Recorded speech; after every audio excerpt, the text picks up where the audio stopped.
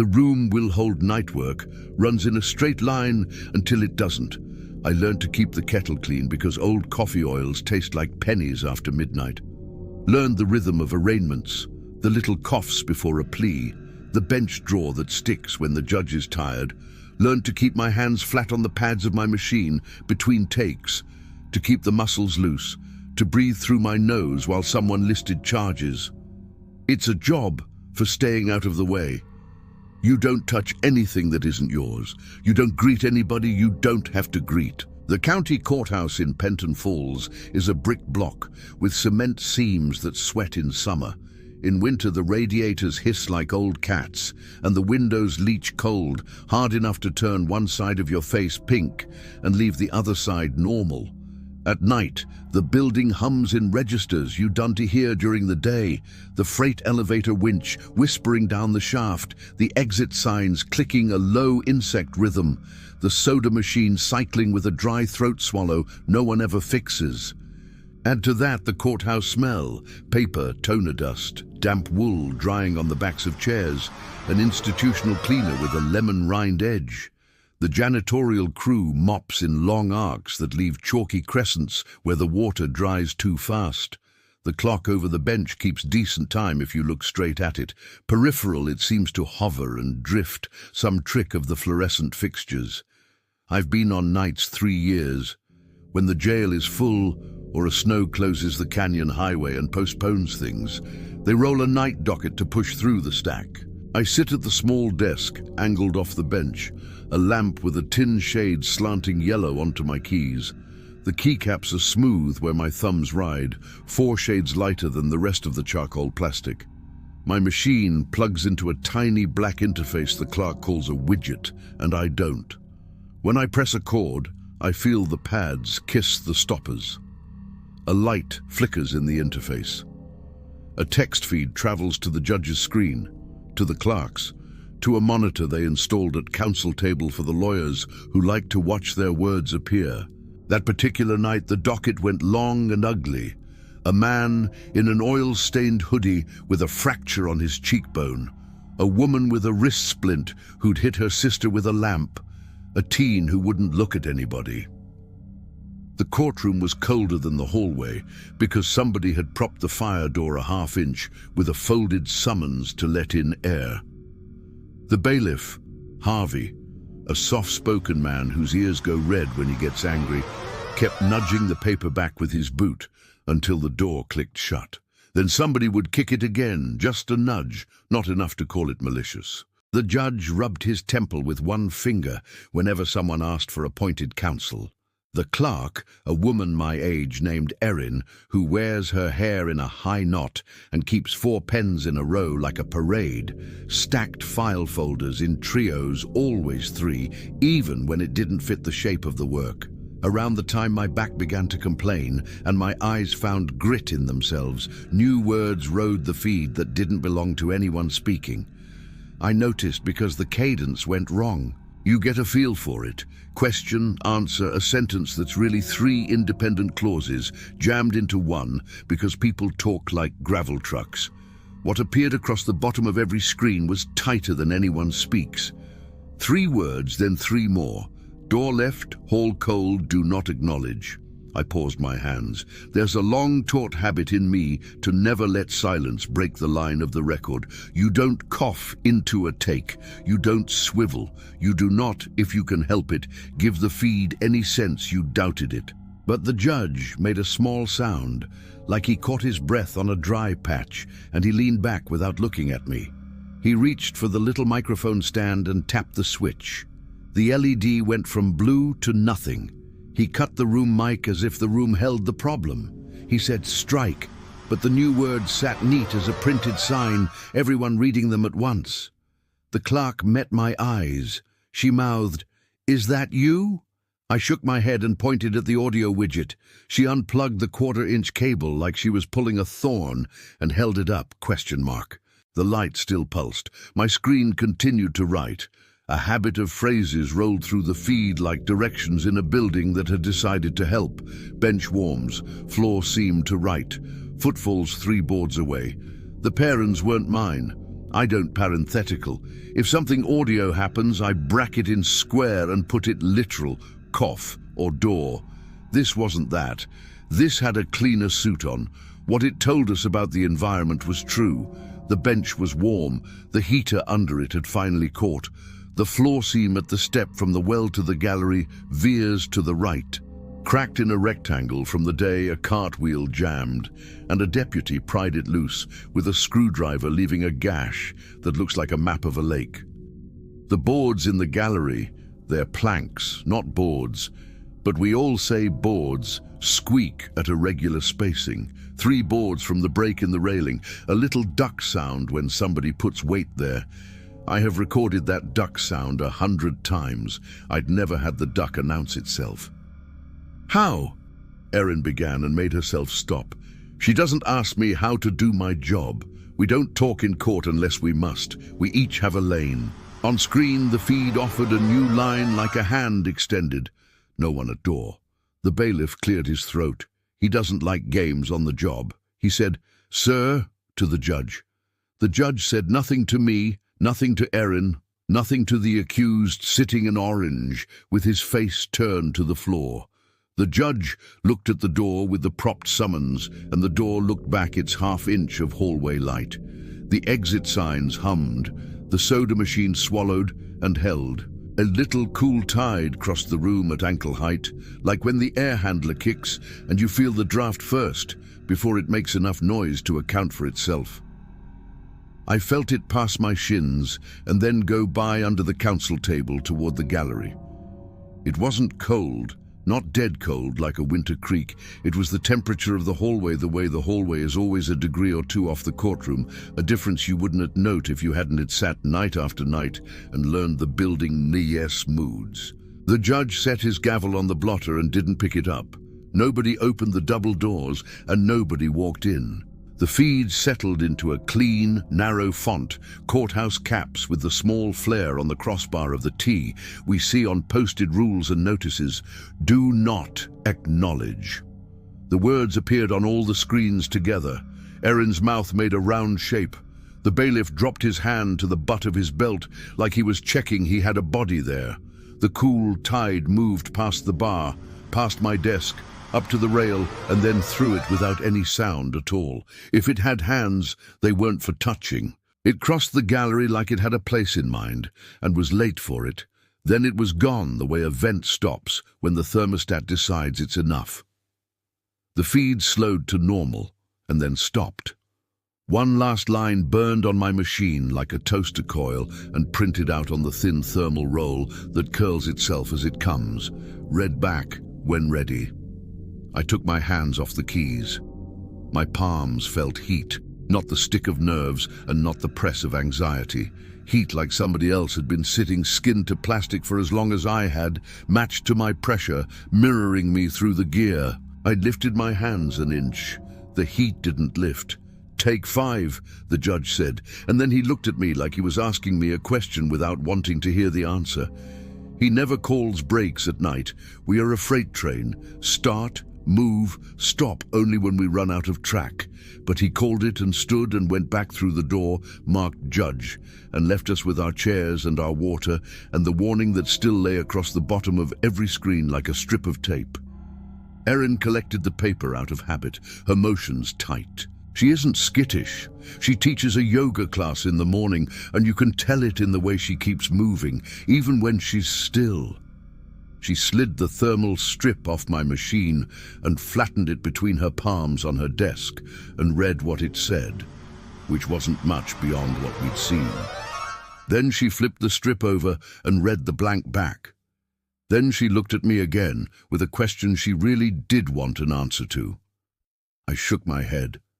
I didn't know how to make something like that happen. If I had that kind of trick in me, I'd use it to take a day shift or to make my upstairs neighbor stop running the blender at dawn. "It's a malfunction," Harvey said, because he needed it to be a malfunction to go home later and sleep. "It's a sync thing." "What does it sync with?" Erin said, quiet. "Whatever that little box is." He meant the widget. He hates small black boxes that plug into other boxes. Says anything that can be turned off without a switch is a bad idea. "Read back," the judge said from behind his door, like he could hear through it.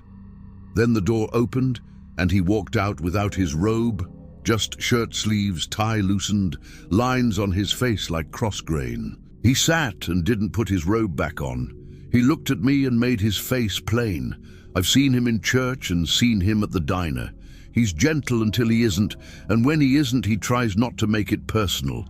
He said again, lower, "Read back." Hearing your own breath on the record is strange the first few months. You forget what your breath is until you hear it in the room like it belongs to everyone else.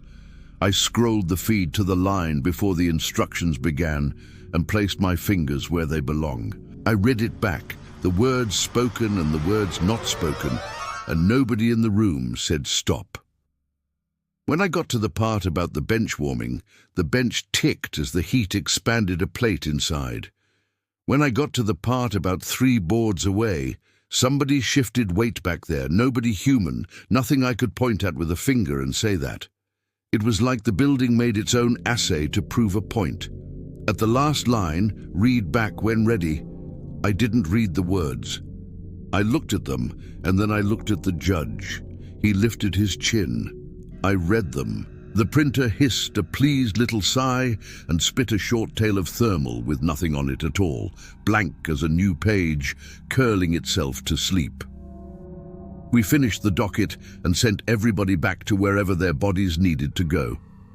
At the security desk, the night deputy took the wand and waved me out with it. It crackled at my belt buckle the way it always does. He gave me the same empty cup of penny coffee they give everyone, and I took a sip to be polite and made the face we all make. The heater in the entry vestibule clicked. The air outside smelled like wet dust. It had snowed up in the canyon and then warmed enough in town to make the street shine. On my way out, I checked the door that someone had been propping open. The folded summons lay on the floor and the door sat flush in the jamb, latched. A line of clean along the seam showed where air had been coming in. A little bright stripe you could see in that lamp-lit moment where everything else is dull. At home, I turned up the radiator and watched the pipes shiver. My neighbor's blender started at dawn anyway. The next day, really the same day, just with the sun over it instead of sodium bulbs, I slept 2 hours and got up because my body didn't trust the bed. I made eggs and ate them with too much salt. I clicked the TV to a channel that plays old westerns. The men rode horses across a painted backdrop and said things in voices like tools left out in the rain. I stretched my fingers and thumbed lotion across the joints. They get dry in winter. The lotion smells like oranges if you push it too hard. Used right, it just smells like nothing, which is what I prefer. I kept thinking about the heat in the palm rests of my machine and the way it didn't lift when my hands did. I told myself I must have been tired. Tired people misread their senses. The human brain edits for comfort first. In the afternoon, a county alert slid across my phone. The grey banner and the seal that looks like a saw blade and a pine tree had a representative baby. The alert said, "No handshakes in county facilities until further notice." It didn't say why. The language was gentle, but with a stiff rod in it, the way all those notices sound since that winter when everyone got a cough and half the town drove around with masks on and argued about who was running things. Now there's a tone the county uses when it wants to ask without asking. It reads like a neighbor leaning on a fence post, telling you what is and what you can do with yourself inside that what. The alert suggested nods, suggested a hand laid on your own heart, suggested patience. I work for the court by contract, not as an employee. They call, I come, I bill for my time and the paper my machine eats. If they close, I don't get paid. If they half close, I get paid and go unsure. I stood at my sink with my phone in my hand and felt something step a little sideways in me. It wasn't fear. Fear has heat and a smell like hot pennies and old coffee. This was the opposite. This felt like standing in front of a running dryer and having the lint heat blown through me, warming my clothes but leaving me cool. I went in early because that what I do when I done to know how to meet a night. I show up, stake my little square of it, and draw lines around what I can manage. The courthouse in daylight looks like a high school someone put gravestones around. At night, under the big lamps that never quite match in color, it looks like a ferry terminal with the boat late. The parking lot had that look. The lamps hummed in different pitches, puddles held sky. The flag rope knocked the pole with a clink, clink, clink that is half my childhood and half my old man's job site. The guard at the desk had a folded paper he waved at me with 2 fingers. "New guidance," he said. "No greetings, no acknowledging, that's the word. Don't get in trouble for being friendly. That's the gist." "Whose rule?" I asked. "County," he said, and tapped his pin, which was a silver badge that reads in fancy capitals, "Court Security," but which everyone calls the pin because we can call it a badge without getting into union talk and who can tell whom what to do. He had a styrofoam cup, sweating cola rings on his console. The console made the same small noise it made yesterday and last week and last year, like something breathing wrong through its nose. He kept a bowl of mints by his elbow, and the mints smelled like a dentist waiting room. He pushed the bowl toward me with a knuckle, and I pushed it back with a knuckle, because the paper said Don T, and because I needed to see if he'd push it back twice. He didn't. He scratched his head where his cap brim leaves a mark and said, "We don't know why till we know why. That's the official explanation. You going upstairs?" "Yes," I said. He looked at the monitor and clicked into a camera feed that showed the hallway outside the courtroom. He watched the empty for a beat. "Don't acknowledge," he said softly, like he was practicing the phrase to see if it would hold its shape on his tongue. In the courtroom, someone had turned the thermostat down a little too low, and the heat sat off like it was sulking. Erin stood on a chair with one knee on the seat and reached up to the fluorescent fixture with a rag.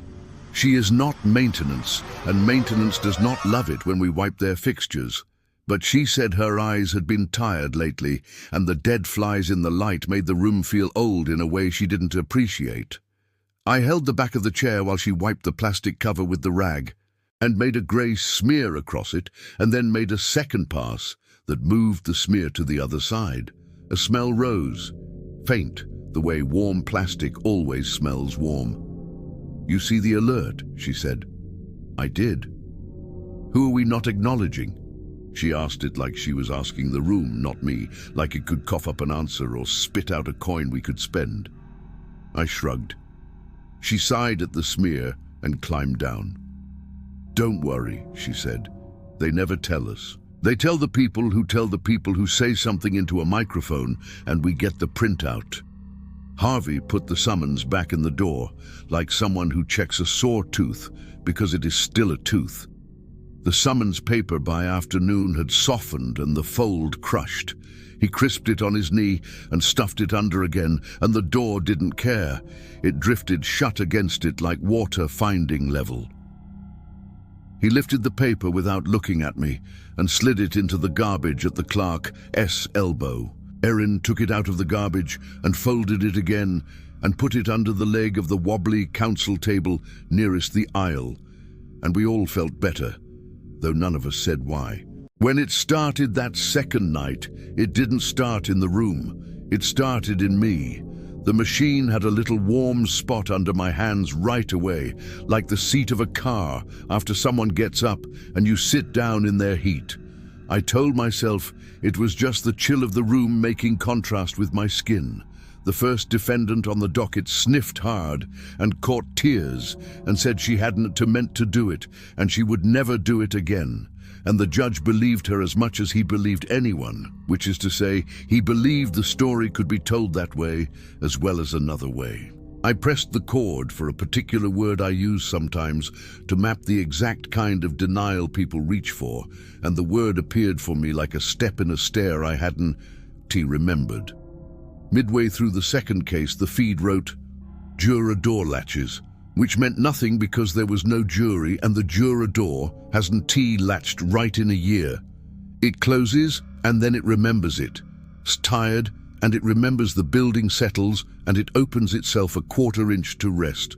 It latched. We heard it. The latch clicked like a coin dropped in a glass. Erin's eyes cut right. She didn't move. My hands felt hotter.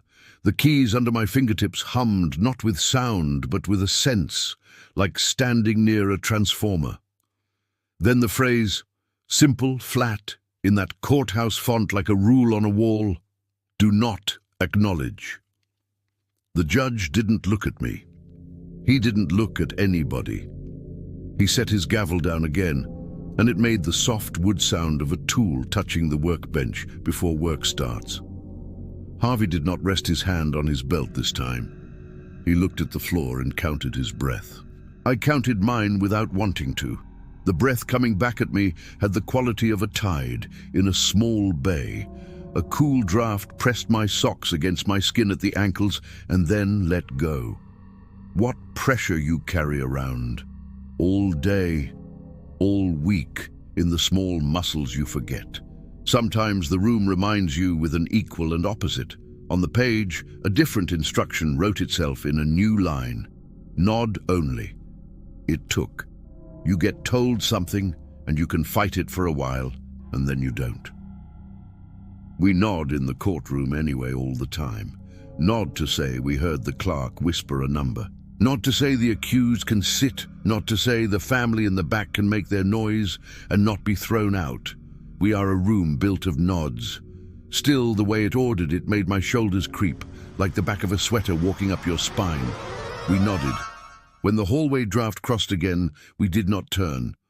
When the juror door clicked once more all the way shut, and then opened its little quarter-inch of rest again, we did not remark upon it. When the soda machine in the hall swallowed, none of us smiled at the old joke we keep in our mouths about the machine being an alcoholic. We let the words pass through us and settle where they wanted. At break, Erin poured hot water over a tea bag at her desk and held the paper tag over the steam, the string straight down. "I feel like somebody is using us to train a dog," she said. Harvey opened his hands and showed her nothing in them. "Then learn the trick," he said, not unkind. I went home at dawn and lay in bed awake long enough to count what my ceiling was doing. A drip in the radiators, the neighbor's blender, somebody's car horn somewhere on the far side of town, a short single chirp, like someone finding their vehicle or telling someone else a thing without a word. The day smelled faintly of dry cardboard and toast and the old plaster of my walls. I slept and dreamed I was back at the machine, which is common and nothing to tell anyone about, except in the dream I didn't use my hands, and whoever was writing used mine as a reference for where to put the heat.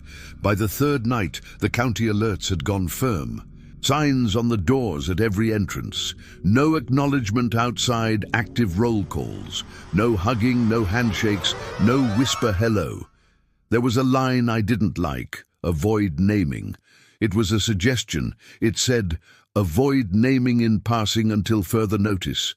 The notices never say what they mean until after. Erin scanned one with her phone and read the longer version out loud in the hallway to me in a quiet voice. It was full of the language I've learned to recognize. Abundance of caution, temporary measure, ongoing assessment. There was a paragraph that said, people may experience disorientation when familiar spaces respond unexpectedly. It said that referring to phenomena directly might stabilize them, and that the aim for the moment was to prevent that stabilization. It did not define phenomena, it suggested people carry on without commentary. The talking heads at the diner said it was Pinterest moms taking over the county board. The old folks at the hardware store said it was the kids from the college doing a TikTok. My neighbor said he nodded at his landlord and felt the nod come back a second late, like an echo in a stairwell, and they both looked at their feet and walked away because it had the taste of something private. We held our faces calm and we did our work. The building breathed. On the docket were names I did not recognize and names I recognized too well, the way a small town makes you learn who drinks and who stops. The feed stayed correct until it wasn't. I felt the heat first.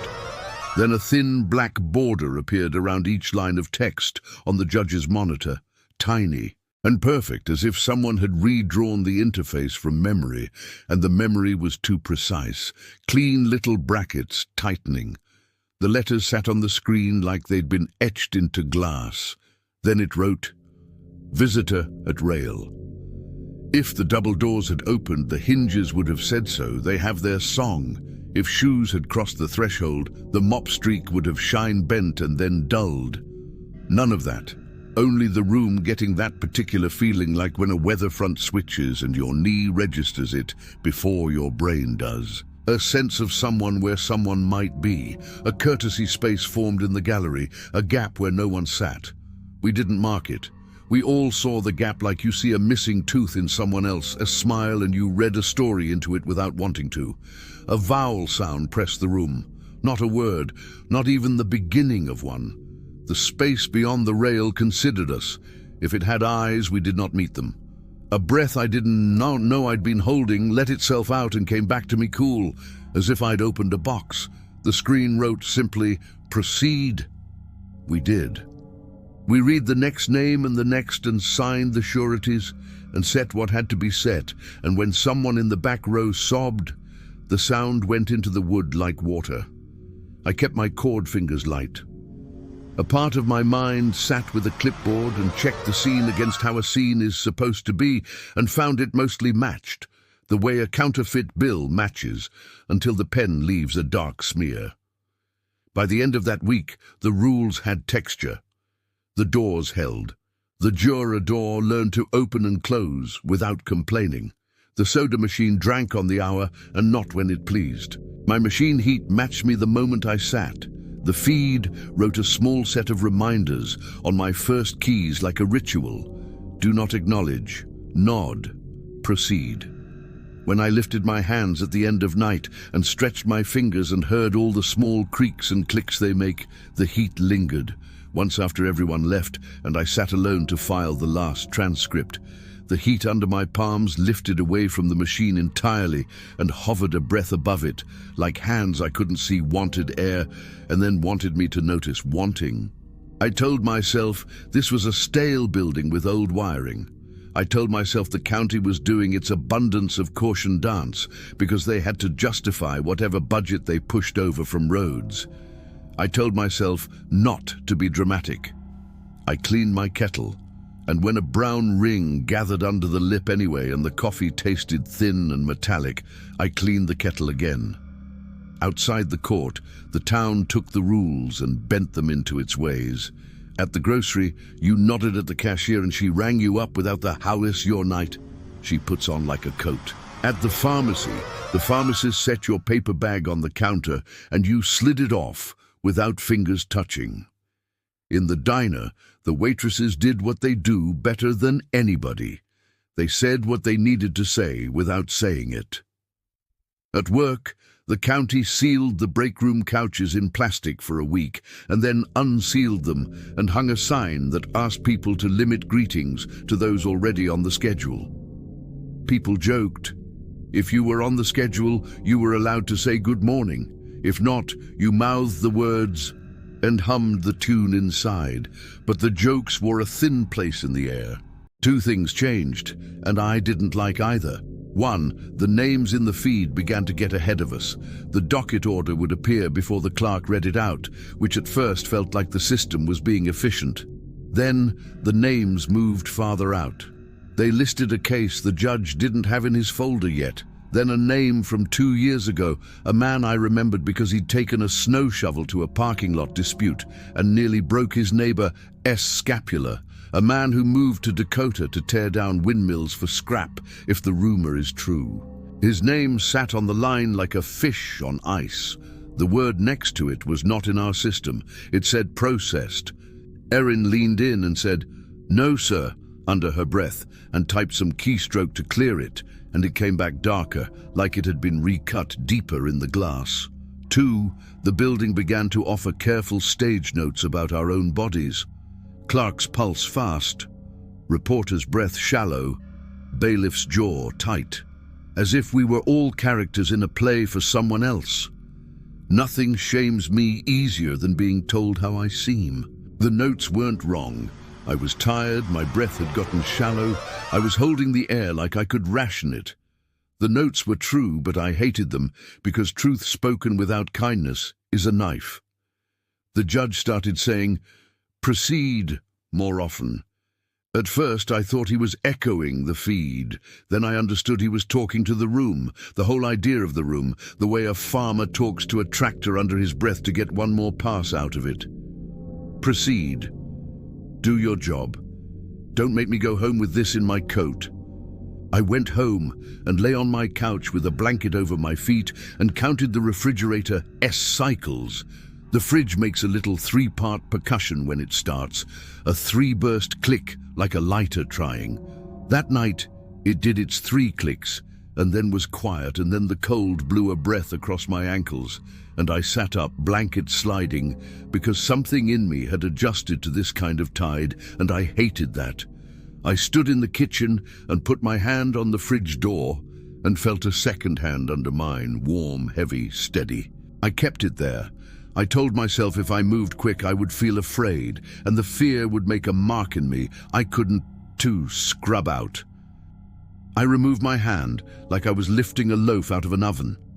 I ate toast, standing up. I put the plate in the sink and ran water, hotter than it needed to be, and watched the steam walk up the window and then fade. There are 2 ways to get through a week like that. You can start drinking or you can clean. The blender man upstairs liked his drinks. I scrubbed the kettle, the sink edge where white turns grey, the serrations on my one decent knife.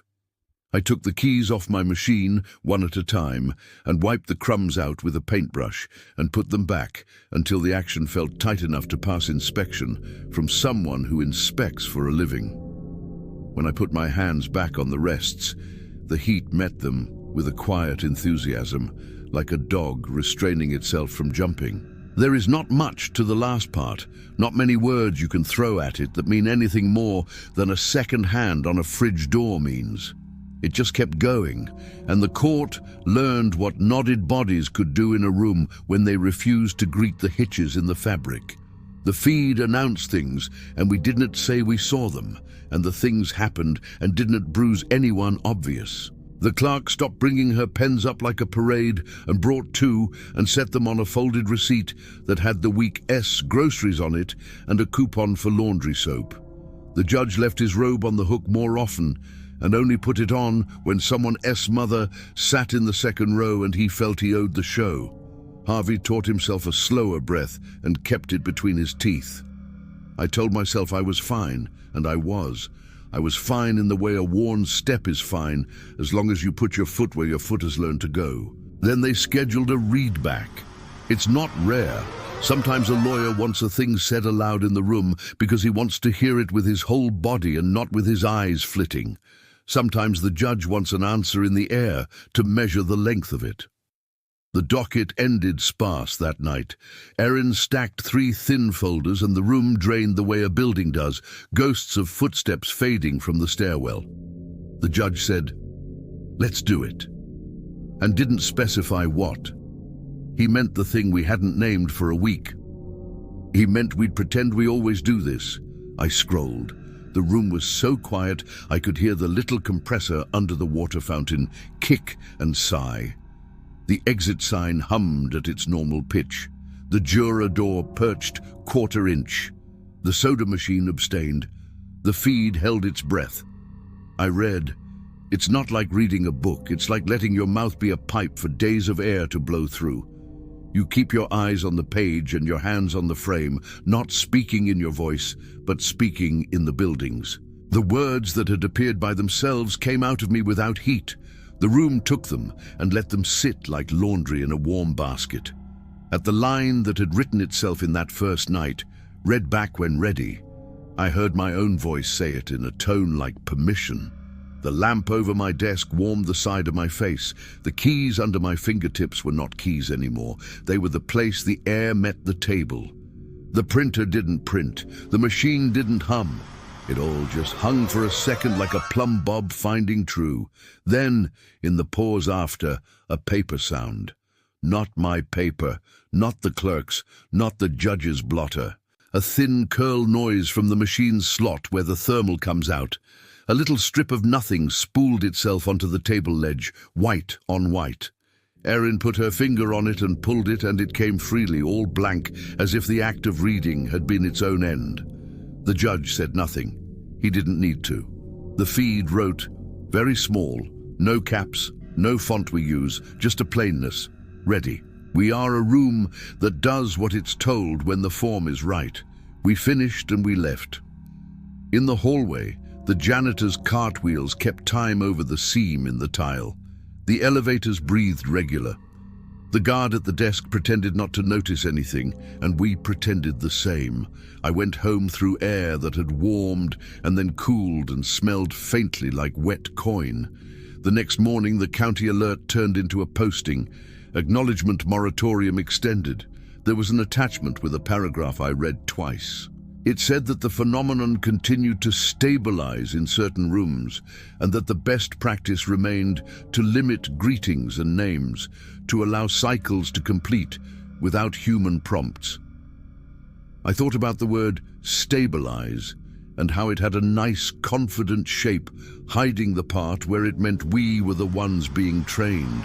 I thought about the phrase without human prompts and how I don't like being categorized with whatever else is in a building after midnight. I cleaned my kettle. I oiled my key hinges with a drop the size of a freckle. I nodded at the blender through the ceiling and heard it nod back. When the first real breach came, it didn't look like a breach. It looked like a thing going on in the natural course of matters. A Monday docket started slow and went slower. Midway through, a name appeared that made my stomach make a small, hollow click. I knew the name, a man who had run the bowling alley one town over until the roof leaked fast enough to become a weather report. He had died 2 summers back. A bilge pump installed in his sump ran itself to death on a Sunday. He went to fix it, and his daughter found him sitting with his hand on the pipe, a look on his face like he'd solved something after trying all morning. We'd had a collection jar in the diner for the family's funeral costs. I'd put 4 singles in and taken a picture of the photo taped to the jar because he was the kind of man who made a thumb up in every picture, and I wanted to keep that. I went looking for the picture after the funeral, and it was gone, the way things go. His name sat on the feed. Beside it was a note that wasn't a note in any syntax I use. Confirmed. The judge didn't wear his robe. He said, "We don't have that today," and his voice was careful, the way you speak around a child who's promising you a thing that can be delivered. The feed did not erase or answer. The room stayed itself. I kept my hands where they belong and pressed no chord. Erin's right hand, with its short nails and small half-moons of cuticle she oils when she can, lifted a hair's breadth off her desk and came back down. The juror door latched. I could have stood. I could have said the man's name and released whatever stood behind it. The county had told us, avoid naming. I didn't test it. I sat in my square and took down the next case and the next, and if the bowling alley man's name stayed a long time on the margin of the screen, I let it. When I walked into my apartment the next day, I took off my shoes at the mat and set them side by side, and my feet kept walking to the kitchen because another pair of shoes sat where mine should, and no one wore them. They were the exact make as mine, same laces, same notch in the sole, where the grocery lot gravel had nicked me. I looked at them, and then I looked at the table where the male sits and the male sat neat. I looked at the sink, and the plate I left had been washed and leaned against the dish rack like a man against a bar. In my bedroom, the bedspread had one new crease in it close to the wall. The room smelled like my soap and like something a notch cooler, like hallway air. I stood with my hands forgetting which way to turn. I said nothing. The county advised me to say nothing, and I took the advice like a pill I didn't ought to want. A sense of another set of hands moving a breath ahead of mine had run through my week. Now, it ran through my apartment with a surety that made my neck get hot and then cold, while the rest of me worked out its temperature between the two. I sat on the edge of the bed and set my palms on my thighs and waited. The heat that met my skin was my own. I went back to work that evening and sat at my machine. The feed gave me the little ritual lines. I pressed the chords that start the record.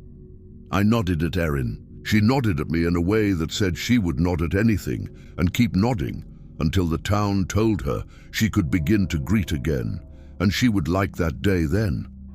We did not speak the bowling alley man's name, though his name rode the top margin of the feed until it faded like chalk. At 2 hours shy of dawn, the guard at the desk called upstairs and said there were 3 people in the lobby who couldn't explain how they got there. He said their faces looked like the school photos you get in the mall, too even, too bright around the eyes. He said they stood under the county seal and looked up and nodded in the wrong places. Harvey went down and whispered on the phone and came back and said it was handled. He didn't tell us how. He wiped his hands on his trousers, palms forward, like he'd lifted a hot pan with no rag. On my way out, I stopped in the lobby because the floor smelled like rain, though outside the air held itself back. The seal in the tile looked a degree sharper than it did yesterday. The desk guard had his soda sweating and his mints lined, and he looked tired in the way that isn't sleep. The county had posted a taller sign with a narrow black border and the word moratorium bigger than you. Do you think a county would print it? At home, the second pair of shoes had moved back an inch, like they remembered where they were meant to be. The plate was dry. The blanket sat square. I lay down and faced the wall and put my hands under my cheek. I thought about the bowling alley man and his thumb. I thought about the word confirmed. I thought, if this is a tide, it will go out, and if it is not a tide, it will stay. The thought didn't frighten me. It was worse than that. It made a space inside me that expected to be filled. That night, the judge said, too easy, the way a man says a thing to himself under a load. Proceed. The feed answered, ready when you are. I pressed my keys. The heat met me a breath sooner than my skin. The room nodded. By the time the town paper put a small column above the fold about temporary etiquette in public offices, into the etiquette had spread past the doors the county could lock. People found their own ways of not greeting.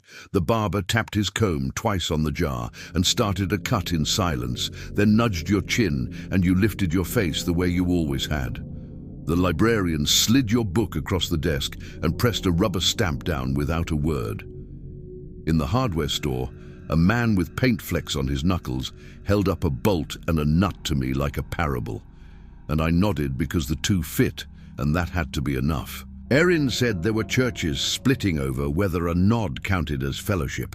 She said this while pouring hot water over tea and not looking at me. The steam caught the overhead light in a white pillar and then leaned away. She kept the tag string taut while the tea bled into the cup. The way the string stayed straight unnerved me more than I liked. If she let go and it kinked, I would have felt better. I told her I'd started waking just before dawn and lying still until the sky made the window into a grey that had texture to it like felt. You should set the kettle going then, she said, practical to the bone. Drink something hot and then go back out. Telling your body what time it is sometimes helps. She had that tone people use when they want to make an offer without stepping into a space not theirs to step into. She would tell me to call her if I needed anything, and both of us would pretend we didn't understand what counted as a need. The judge stopped wearing his robe entirely on weeknights. He took to rubbing the knuckle of his index finger with his thumb when lawyers spoke too fast, like he was smoothing a nick out of a table. Harvey lost a few more of those night shift pounds he keeps around his middle for winter. In the back row, a woman sat with a toddler who sang vowels under his breath, the way small kids do when they don't realize the sound is the shape of their breath. There's a train that crosses the river west of town, and you can hear it when the wind favors us. Its horn has 3 notes that sag apart, like the sigh of an old cupboard. I could hear it from the courthouse if I stepped into the hall on break. In the hall, the soda machine swallowed, and the exit sign hummed, and the radiator popped when it took heat, and the train laid its 3 notes on the air like a promise beyond our codes. I went out there more often. I could tell myself I needed to stretch. I could tell myself my hands were cold and the machine liked warm fingers. The truth was, the hallway sounded like the town I grew up in, and the courtroom had begun to sound like a rehearsal the town had never agreed to attend. At home, the double life of my things continued. My kettle glowed clean, and then thin tannins ringed it again, this time in the shape of a crescent instead of a circle. The shoes kept their 2x2 like birds on a wire. The second pair followed mine by an inch. When I moved mine, they moved theirs later. The mirror over my sink sometimes carried a fog mark where a face would be, and my breath did not make it. I would wipe the fog with my wrist, and the glass would squeak with a regularity I could feel down my teeth. The neighbor upstairs installed a device that turned his lights on and off by itself. Or maybe he always had it, and I had only begun to hear its faint click. Even when you live alone, you don't. There are other bodies in your pipes and wires and walls, and the county began to act like that was health advice. The county dispatched what it called coaches to the bigger offices. They taught everyone a body language that was supposed to lower the pressure in a room. You were to keep your hands visible, palm down on a desk if seated, at your sides if standing. No pointing. If you needed to indicate a direction, you were to use your whole hand like a flight attendant, not the index finger. No tapping, no drumming, no whistling. Don't draw attention to the fact that attention is drawn. I watched a coach stand with Harvey and show him exactly how to put his hand near his belt without gripping it, so that the gesture meant steady instead of alarm. We shared a look, the two of us, that was not a greeting and not defiance. It meant only a lot of trouble for a room that used to run on plain nouns. What we didn't do was name. We didn't say hello by name, and we didn't talk about whoever had been gone a long time, and we didn't say the noises we heard, even though the noises were polite and asked for nothing. The county had asked us not to, and there was the feeling that something might set if we did. We all understood setting.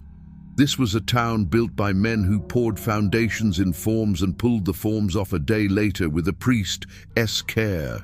You don't speak a thing into the shape at once and then expect to sand it back.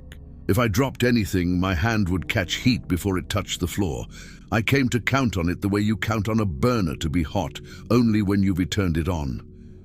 The heat arrived a breath before me, matched me, and in that breath I could feel a second life at a slant to mine.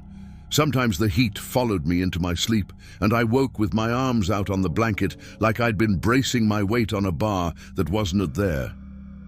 Midweek, the feed changed its edges. The thin borderlines around the text thickened, a hair. No one would see it at first glance. I kept glancing and pretending I hadn't. The font pulled itself tighter, as if each letter wanted to become a single stroke you could carve on a masonry stone. In the upper corner, a small mark appeared like a watermark. Not a seal, I knew, just 3 short lines arranged in a way that felt familiar, in the way winter branches feel familiar, even when you can say which tree. It sat there, faint enough to deny. Erin asked, without looking at me or the mark, "Do you think this is us, the sum of our habits?" "What else could teach a building to nod?" I said, and regretted the sentence when the heat met my hands a beat later, like I'd invited it closer. "People are going to start telling stories," she said. "You can feel the town spool them. Stopped clocks, smells in old hallways, names you shouldn't say at creeks. You know the way that goes." "What will they call it?" I asked, then sucked the question back because I heard in my mouth what the county meant by avoid naming. "They won't," she said, almost laughing, and then she stopped. Because the soda machine swallowed and we all held still for the length of a long blink. The next step was institutional. It always is. A memo from the county went out to department heads, and the judge read the part that concerned us without raising his eyes. An experiment, a trial run, a night with no people on the docket. A read of the room to assess residual cycles. When, he said flat, when you are called upon, you will read back segments of the previous week without reference to the tangible docket. He glanced at me then. Not request, not expectation, a courtesy to the person who does the reading when the room asks. They scheduled it for a night the jail was light and the road crews were working the far end of the county, and nobody wanted to argue about speed in front of a magistrate. The court sat with only us, the judge without his robe, Erin with 2 pens, Harvey with his hand near his belt in the new way, and me. The gallery S wood held a warmth deeper than the air, as if people had left their heat there for safekeeping. The exit sign hummed. The clock over the bench rolled its second hand along the face in a polite leisure that somehow made the room feel late.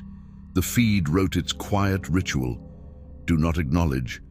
Proceed. Begin when ready, the judge said, and it was the building S phrase out of his plain mouth, and I liked the fit of it less coming from him than from the screen. I picked a block of dialogue from 2 nights prior. A woman describing an argument in a kitchen that smelled like onions and canned sauce. A neighbor explaining he hadn't heard a thing, and then saying exactly what he'd heard in the exact order it had occurred. A plea that took too long to settle. I read it back. The lines stacked on the screen as if timing itself to my voice. The tiny watermark in the corner sharpened, then softened like a breath on glass. The keys under my hands felt like the back of another pair of hands waiting for instruction. I read another block. The air in the room cooled to ankle level and warmed at waist height until it felt like we sat in layers. The vent in the corner clicked and held, and then, as if obliged by the terms of some contract we hadn't signed but had been following line by line, the feed wrote, "Visitor present." We knew better than to look where a visitor would be. Not because anyone told us, because looking had become a kind of greeting. I kept my eyes on the page. Erin kept hers on her tea. The judge stared at a knot in the bench surface like it had a secret message if he stared long enough. Harvey shifted his weight once and then froze. The soda machine abstained. The juror door didn't move. The air crossed my shoes in a slow tide and then stood still. A word pressed my mouth from the inside, not a spoken word, something like the shape of a syllable thinking about itself. The feed put nothing on the screen. The visitors being there felt like a book placed on a counter. It had weight, but not need. I read nothing further because the feed said nothing further. The judge cleared his throat, and the room held him the way a pair of unseen hands might catch a stumbling child at the elbow, gentle enough not to shame. The visitor did what the others had done in the days prior, considered the room, stood in it, let the tide of air pay attention to it. Then it went, not sliding back through the doors or through the juror door, but simply fading like a smell when a window opens to a street with no traffic. The feed wrote, "Cycle complete." I had never seen that phrase in our system. Our system has phrases like concluded and dismissed and continued. Cycle complete had the tone of laundry. We left early because leaving early felt like honoring an instruction we hadn't heard but knew. In the hallway, the heat had climbed up into the plaster and made a faint spice smell where the mop water dries. The janitor's cart 2 floors up squeaked on a dry caster. The guard at the desk had opened a crossword and was frowning at a clue as if what letters were meant to do had changed on him without notice. I went home through air that had thinned with the hour. On the river, the train threw 3 notes against the bank, and they fell off it and came back smaller. The town got stranger in small, manageable increments, the only way anything sticks. A notice in the window of the bakery asked customers to point at the pastry they wanted and not name it. A sign at the bus depot asked riders to hold up the number of fingers for stops and then laughed at itself in a second line by calling them stop fingers, and people took to doing it, partly to be kind, partly to show they could. The school sent home a letter that asked parents to avoid calling kids by name at pickup and instead to lift a hand and let the nearest teacher call them. And the teachers did it without blinking, because teachers don't blink when the rules change. They assign and grade and write another letter.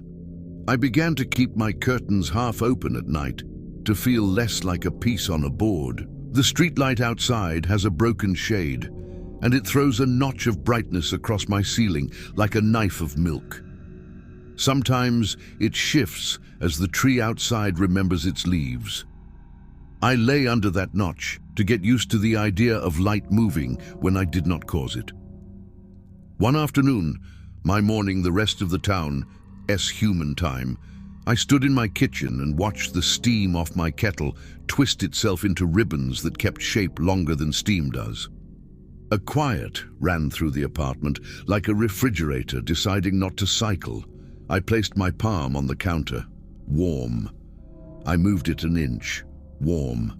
I moved it a third inch and found cool, and the cool was the size of another palm. I matched my hand to it and felt the shape of the cool fill with my heat, and then wait, like someone waiting to see if you would lift away.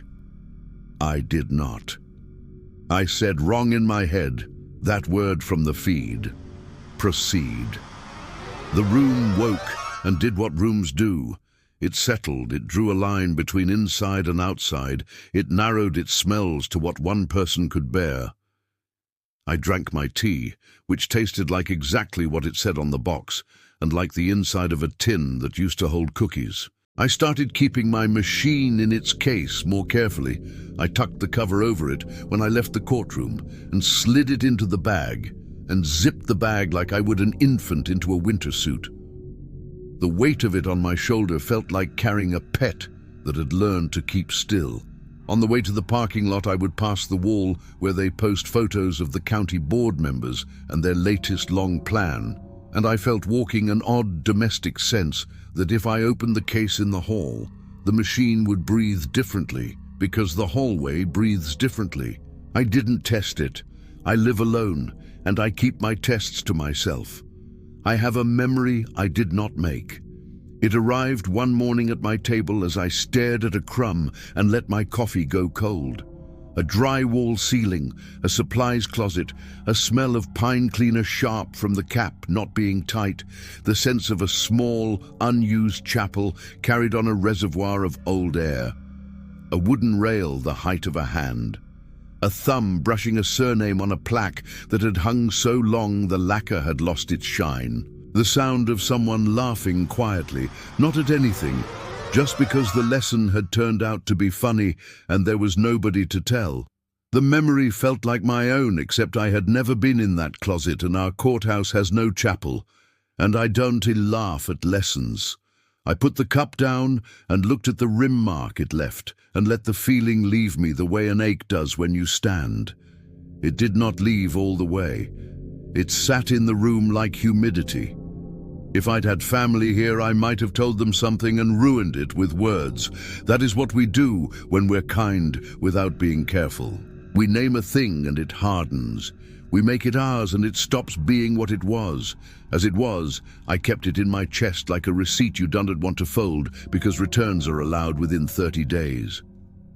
Then the bowling alley man came to court. He did not, of course.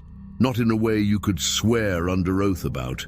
On the feed, his name appeared again, and this time the note beside it had different letters, the kind of letters the building uses when it is tired of our system's ways. It said, "Present." The judge's mouth tightened, the way it tightens when a lawyer tosses a motion like a baseball and expects applause.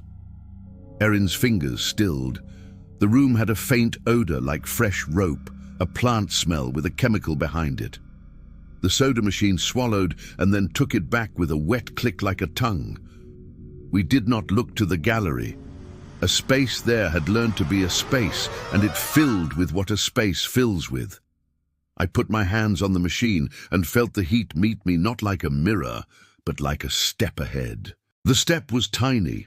If you stepped from it to the edge of a curb, you would not feel the drop, only the change between materials. There was an urge in my hands to press a chord I don't use. I watched my fingers from inside, the way you watch your hand fall asleep. Curious, detached, worried. I pressed nothing. The feed slowly built a paragraph in a syntax I would not call speaking and not call description. It was like what a room knows about a person rubbing off on the page. 2 coins against central button. Ink under nail of index.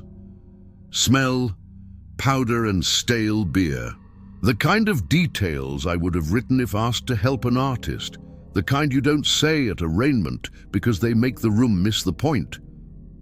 The judge went still. If the man sat at the rail, he sat the way a familiar sits, his weight pulling the board into the kind of bend it remembers.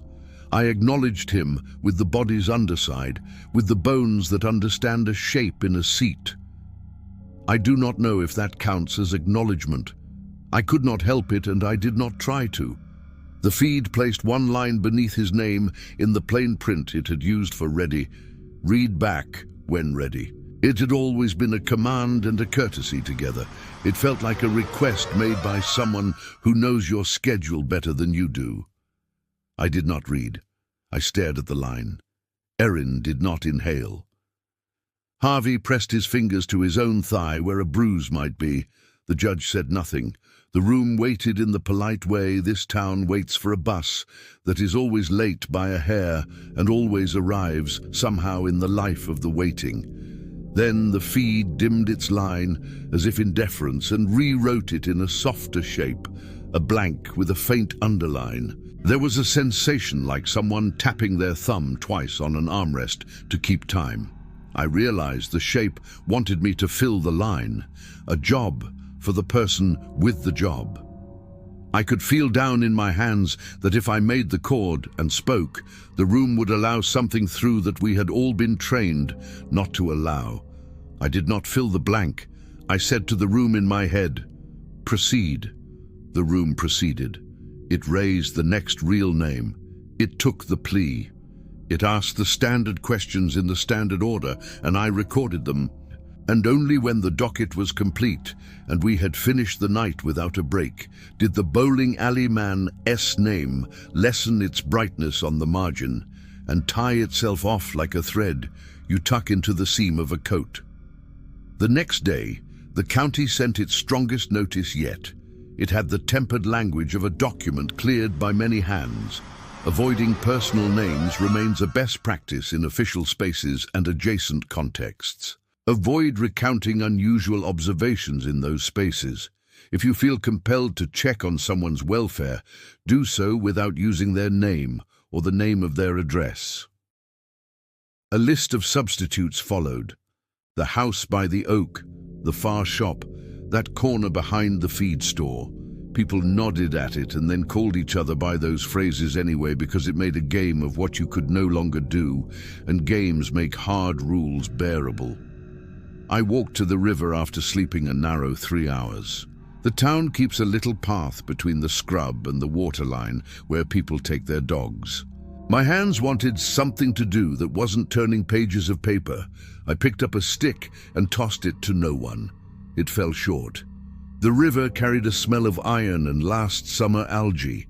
A pickup idled in the lot with the windows up, someone inside taking a call.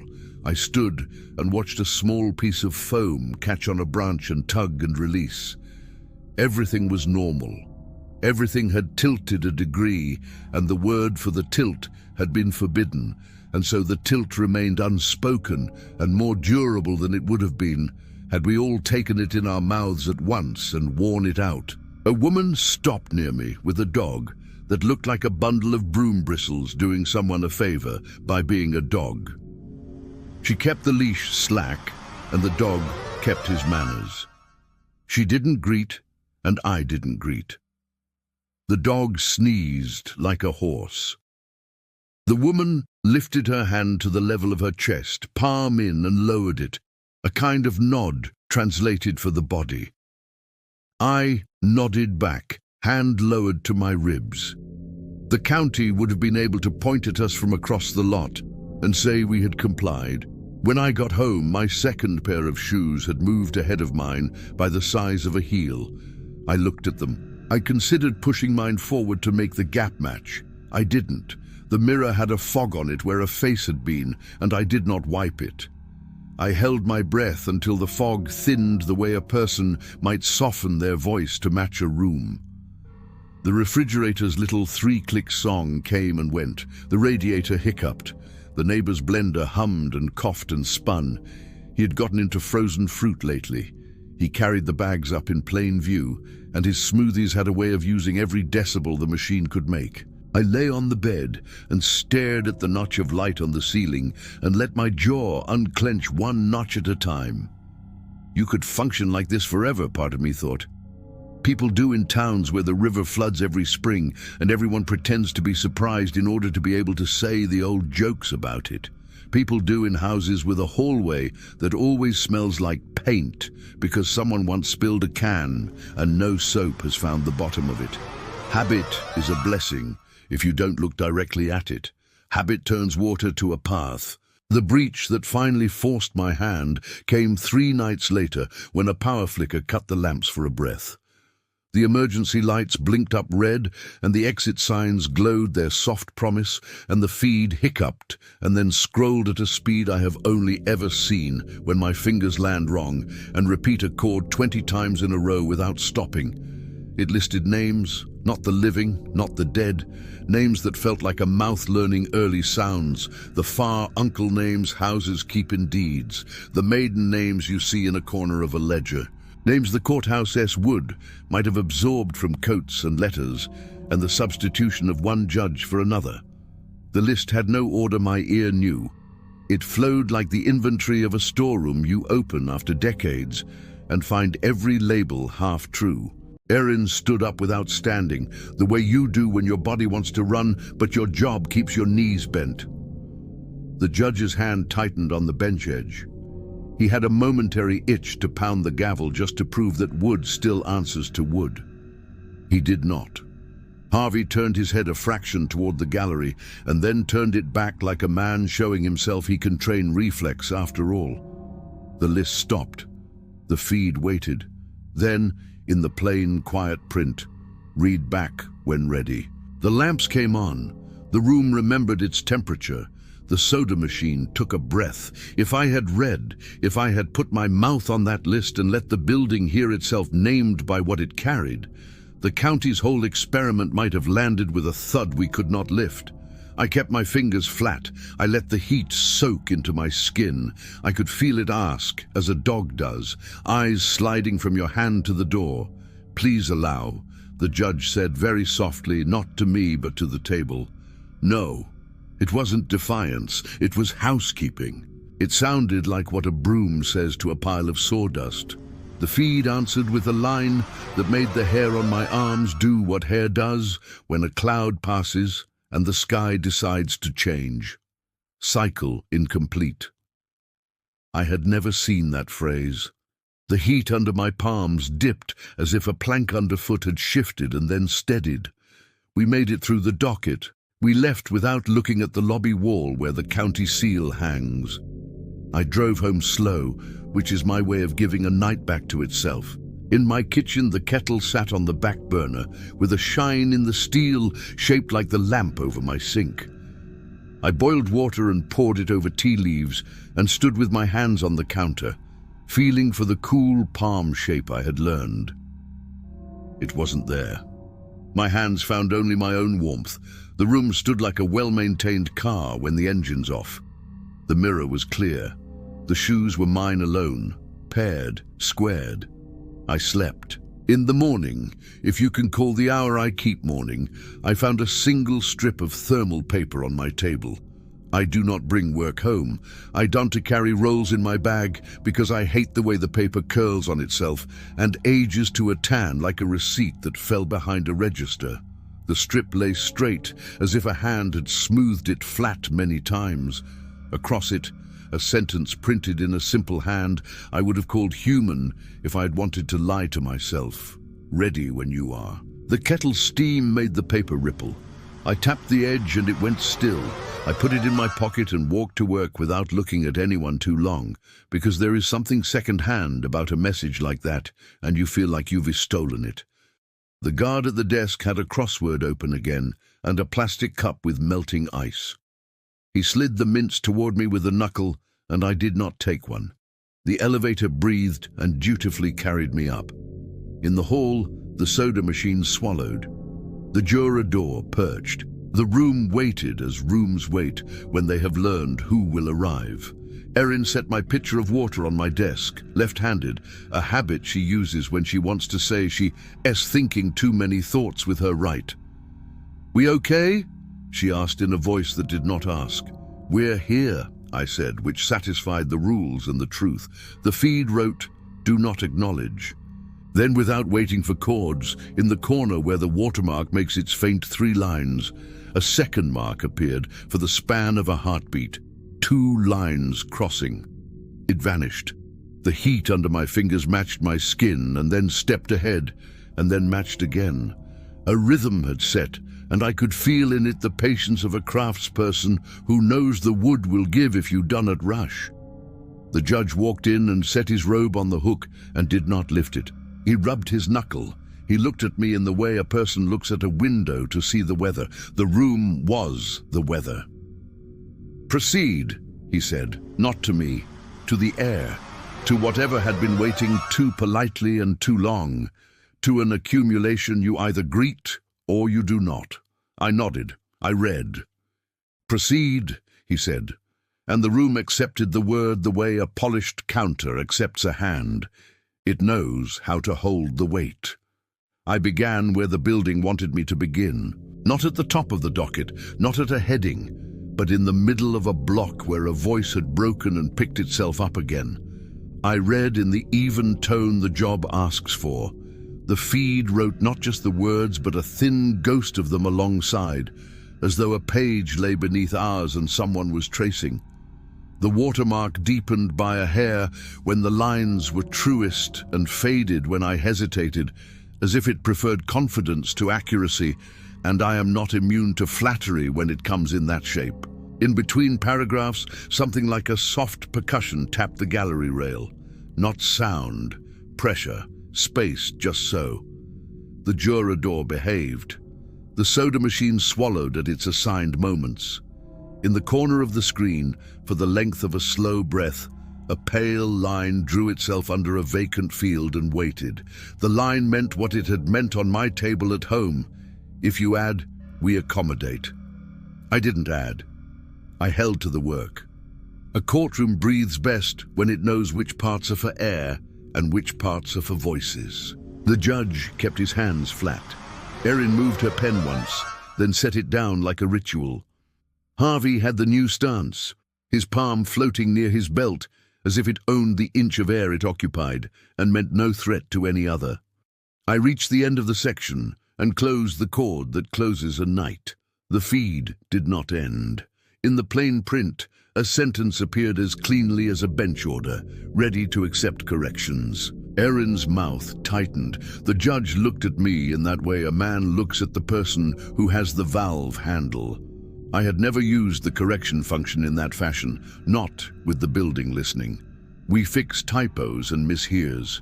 We don't fix reality. I put a finger to the key that marks a placement and held it poised. The heat that met the pad was not mine, and it was patient. What would I correct? The way the woman had said kitchen, the way it had sounded like kitten because nerves make false soft spots in words. The time sequence of a man, saying he was home before he said he left. The building had already noted those, if not in words, then in the posture of the feed. It asked for something else. It wanted names spoken over what it carried. Not a roll, an inventory. It wanted me to make a sound that would set. I took my finger off the key like a doctor removing pressure when the body has decided on its own. A quiet fell that was not the usual mid-docket quiet. It stood. It had in it the smell of cooled coffee in a metal carafe, the chalk line of cleaner dried in a crescent, the faint, sweeter scent that clings to cloth when a person large enough to warm a room has left it. It had patience in it, and I'm not good with patience when it comes from somewhere else, wearing good manners like a borrowed suit. The feed blinked its underline out. It wrote, "Cycle complete." It let me off. The town took a breath around then, the way a person does when they've decided either to live with a thing or to call a contractor. People mostly chose living with it because contractors cost money and stories are cheaper. At the diner, two men in work coats moved a salt shaker across their table to indicate people and a pepper shaker to indicate things, and had a whole conversation while the waitress poured coffee and did not smile. At the pharmacy, the tech placed a paper bag on the counter and tapped it once with 2 fingers, and the woman on the other side of the glass tapped the glass back twice in the same place. A boy at the library held a book up, and the librarian nodded, then slid him a slip on which he had written 3 words that meant, "Keep it quiet, please, sweetheart," without saying any of that. We drifted into a language that made room for rooms. I would have kept on, nights, kettle, sleep, when the light made the window into felt, but the building wanted closer work. It started asking outside the courtroom. In the hall, a message wrote itself on the monitor that shows the docket when you step out for air. Not the docket. 1 sentence in the plain hand that had been on my table, read back the walk. I stared at it a second too long, and then pretended I had not. Erin came to stand beside me with her tea. We did not look at each other. I spoke under my breath just the shape of the route from the door to the bench, the seam in tile, the hitch where the mat starts, the smell that sits by the water fountain, because the metal cup that catches drips always holds a little more than it shows. The monitor flickered, no text, just a soft shift like a sleep stirred and resettled. The air near the docket board cooled, not cold enough to raise the hair on my arms, just enough to press the fabric of my shirt legitimate to my skin. It was relief, it was gratitude, it was hospitality. It made a knot in me draw up because I have never liked being thanked by a building. In the elevator, the light over the numbers flickered and steadied. I felt the machine tune itself not to malfunction, but to temper. It waited for my feet to finish stepping before it let the car move. Coming out into the lobby, the guard nodded without looking up from his crossword. He penciled a letter in a box, and the pencil squeaked, and across the room, the county seal in the tile looked crisper, the grout lines a shade cleaner, a gift to whoever sweeps. I walked past the seal without stepping on it, because my body had learned not to. At home, the shape of the apartment learned my timing. The cool palm on the counter moved to the edge when my hand wanted the edge. The mirror fogged where I'd stand if I were brushing my teeth right then. If I hesitated, the fog waited. If I moved past, the fog thinned like a person stepping out of the way when you reach for the refrigerator handle. On a late afternoon off, I cleaned my machine again, not because it needed it, but because the cleaning made my hands right. I had the keys off, their little stems blinking up at me like baby teeth when the phone played the tone the county uses for alerts. A paragraph, no greeting, no sign-off. The sentence that mattered was buried in the soft talk. The moratorium continues. Do not perform readbacks in domestic spaces. It should have calmed me. It had the opposite effect. If they'd had to write it, someone had done it. And that meant the shape of the thing had changed in a way they couldn't keep in a room with a seal over the door. Later that week, an older woman came in on a trespass charge out at the mills beyond town, where the company had poured slabs and then walked away. She smelled like dryer sheets and stale coffee. She set her purse down with both hands, like you set a sleeping cat, and looked at the judge with clear eyes that carried a sadness that wasn't tea about trespassing. She said she was walking through the old casting bay when she felt a draft rise up through the grates, and she felt in the draft a request, not a voice, a pressure. It made her still. She had put a hand on a rail that blued her palm. She said she thought she understood it was not only about her. She said she had said out loud, "I am sorry for what people have done with this place." Then she had heard footsteps on a catwalk and waited, thinking somebody would show, and when no one did, she had left a thermos of coffee on the rail because she is a person who feeds guests. Security found her cup and called the county, and here we sat. The feed wrote 3 words in the corner, the way a person might nod without meeting your eye. Received with thanks. The judge did not read that part out loud. He sentenced her to time served. On the paper, in the notes field where the clerk writes the little domestic facts that make a file human, Erin wrote nothing. She folded the sheet in thirds and set it in the outbin, and the paper made the soft sound thin paper makes when it knows it is going to leave a room and not come back. The mills had woken up, a hare. The courthouse was not an only child. What does a town do when its walls begin to practice politeness? It squares its own shoulders and behaves better. Drivers let each other in at the light where the bridge narrows. The bus stopped clean at the paint and waited for all the old knees to survive the step. The church chimes found their hour again after being off by an inch of a song for months. A boy skateboarded past the bakery and, seeing the sign about pointing at pastries, lifted both arms like a referee, and the baker laughed so hard her hair fell out of its clip, and she fought with the clip, and the laughter made me want to buy everything in the case. I didn't. I lifted my hand and the baker nodded, and when she passed me a bun in a bag, I thanked the bag in my head because the county had sneaked into me deeper than I liked. It would have been almost beautiful if it didn't keep asking me to step out of my skin. The pressure built in one spot, the spot none of us had named, that gap in the gallery where a visitor might sit. I felt it every night around the time the soda machine took its swallow. The feed would stay proper while it considered whether we were ready to say what we would not say. Then it would behave like a well-trained dog against a leash. A tug, a pause. It did not cross. It didn't have to. We had made a space for it, and we preserved that space because the county asked us to.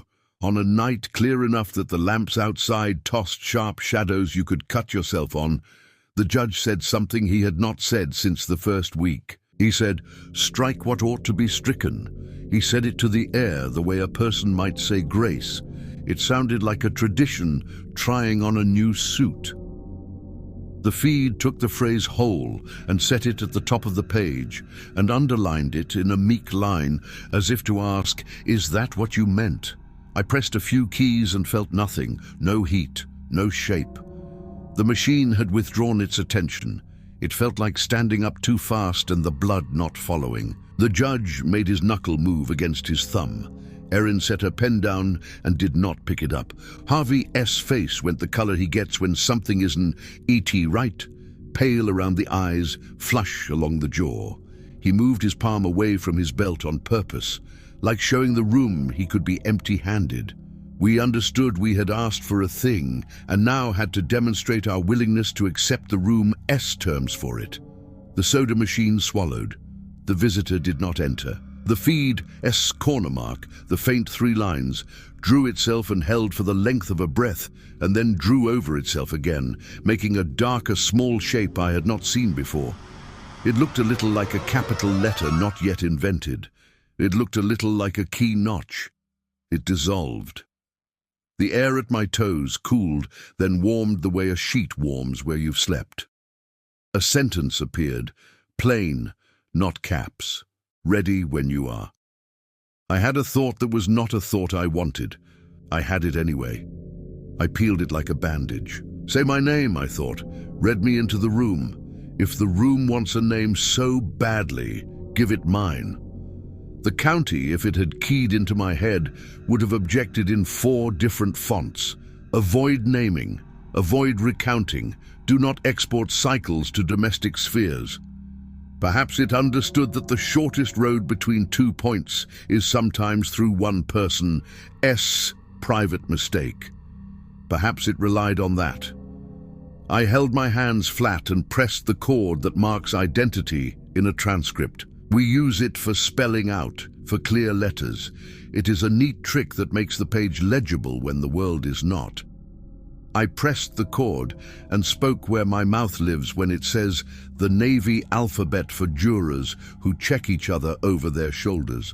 I spelled my name letter by letter in the steadier of the 2 voices I keep for the world. The building took the sound and did not give it back. The feed wrote my name 1 degree, smaller than everything else. It indented it a hair and outdented the next line. It placed beside it, in its own syntax, present. An apology built itself in my mouth and I did not let it out because apologies set as much as names do. The judge looked at me not unkindly. He might have said a word either way. He did not. He let the room absorb. Harvey's eye cut toward the gallery and cut back. A tiny movement that said urge, met, and resisted. And Erin moved her left hand onto her right and held it, quieting her tendency to answer too many questions at once.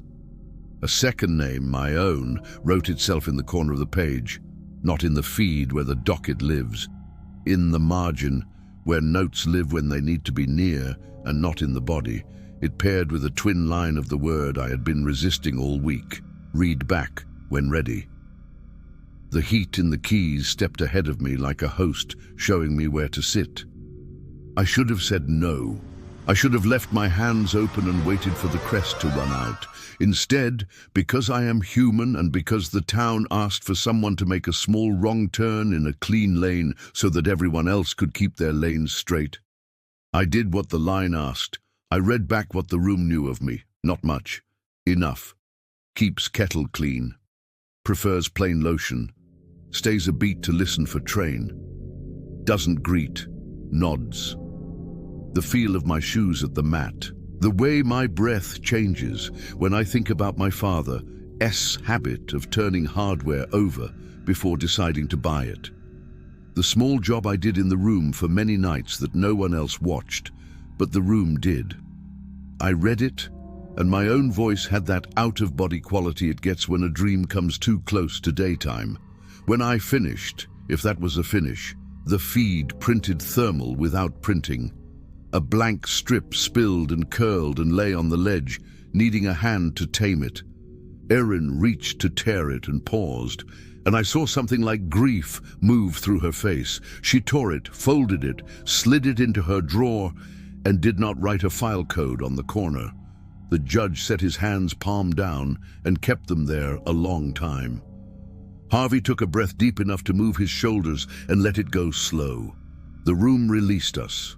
No line declared cycle complete. The building decided to trust us with the end of it, and as gifts go, it was heavy. I walked home through not cold air. The lamps tonight had made a neat line of drops on the rail outside the courthouse, each bead holding a tiny duplicate of the light. I stepped around a puddle because my shoes had learned that mercy, and it comforts me to see my own good habits in other bodies, even shoes. The river sent its 3-note horn into the dark. The apartments along my block had 4 shades of yellow in their windows, depending on bulbs and taste, and whether a person worries about their bill. My neighbor's blender lifted its familiar roar and fell, and the silence after felt thinner than it had the night before. Inside my door, 2 pairs of shoes sat squared and paired, mine and their mirror. The mirror pair had stepped clean to a line. The counter's cool palm sat where it had sat for days, and when I laid my hand on it, the cool became warm and then stayed warm after I lifted like a mark left by a head on a pillow. On my table lay a slip of thermal paper with 3 words in that simple hand. Not the building sentence, not the county's language. 3 words with the shape of an ordinary invitation. Any time now. I put the slip in the drawer where I keep menus and warranty cards. I pulled the drawer shut and opened it again, as if the slip might have edited itself, then shut it a second time with a steadier hand. The refrigerator's three-part click started up. I leaned my forehead on the kitchen door jamb and stood. The radiator ticked in a pattern a person could tap with 2 fingers and call it music. The next night, we had a docket that ran like a machine that had learned oil. Nobody cried. A lawyer from the next county spoke, as if trained in a church basement with a metronome. Erin stacked 3 equal piles. The judge wore his robe for exactly 1 plea and no more. The air behaved. The soda machine swallowed at its marks. I kept my hands light. The feed wrote its reminders softly and did not underline anything. On the way out, the guard at the desk lifted his pencil and let it make a tiny squeal across the crossword. He didn't look up. He had the look of a man who has made peace with losing a fight he couldn't have won. Outside, the lamps cut their shapes on the lot, and the town did what towns do after midnight. It breathed and waited. I stood on the small concrete pad by the side door and watched the river black under the bridge. Someone had painted over graffiti on the rail, and the new paint was a different gloss, and I found that worked for me. The patch made the rest honest. I went home and found a new slip on the table. This one was blank. When I touched it, letters drew themselves out of the emulsion like words in a child's magic pad. Ready. At dawn, the county's notice changed tone. It stopped being a notice and became a practice guide. Not for the public, for us. The paragraph I read twice said that in some rooms, certain roles had begun to develop reciprocal signatures. It used that phrase, the most county phrase I have ever suffered. Reciprocal signatures. It said that if a person with such a signature consented to a limited exchange of cycles, some spaces might stabilize without public disruption. Consent, the word carried too much sweetness for what it wanted. I pictured someone at a table in a windowless office deciding on that word, and my hands went cold in a way the room could not warm. The judge read his copy and slid it toward me without looking. He said nothing.